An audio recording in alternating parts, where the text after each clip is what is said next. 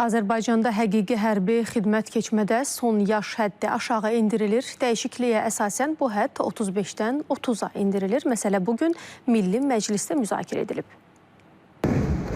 Azərbaycanda müddətli həqiqi hərbi xidmətə çağırış yaşının yuxarı həddi 35-dən 30-a endirilir. Bu, hərbi vəzifə və hərbi xidmət haqqında qanuna təklif edilən dəyişiklikdə öz əksini tapıb. Bundan başqa tibbi müayinəyə gəlməmə hərbi çağırışdan boyun qaçırma hesab olunacaq. Bununla bağlı 2 ilədək həbs nəzərdə tutulur. Hərbi xidmətdən boyun qaçıranların ölkədən getmək hüququ məhdudlaşdırılacaq.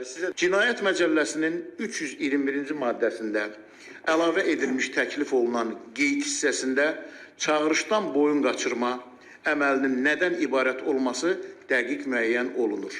Belə ki, çağırışdan boyun qaçırma dedikdə vətəndaşların üzürlü səbəbdən olmadan, yəni üzürlü səbəb olmadan tibbi müayinəyə, müddətli həqiqi hərbi xidmətə, toplanışlara və səfərbərlik üzrə hərbi xidmətə çağırış üzrə gəlməməsi başa düşülür.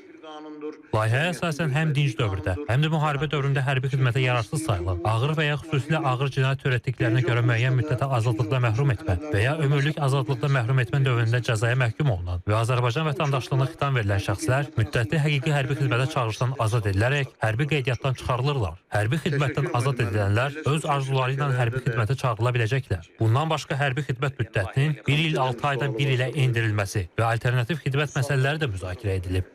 Məncə xalqımız həm də gözləyirdi, uzun müddətli cəmiyyətdə müzakirə gedirdi ki, yəni pul ödəmə qarşılığında müəyyən kateqoriyadan olan şəxslər hərbi xidmətdən azad olunsunlar.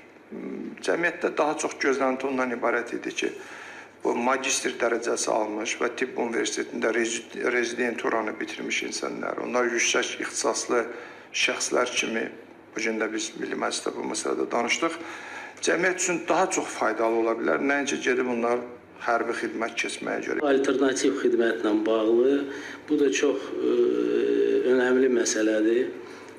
Konstitusiyada əksini tapıb, lakin qanunvericilikdə nəzərdə tutulmayıb. Bu da çox önəmli bir məsələdir. Bu təklifi də biz dəstəkləyirik.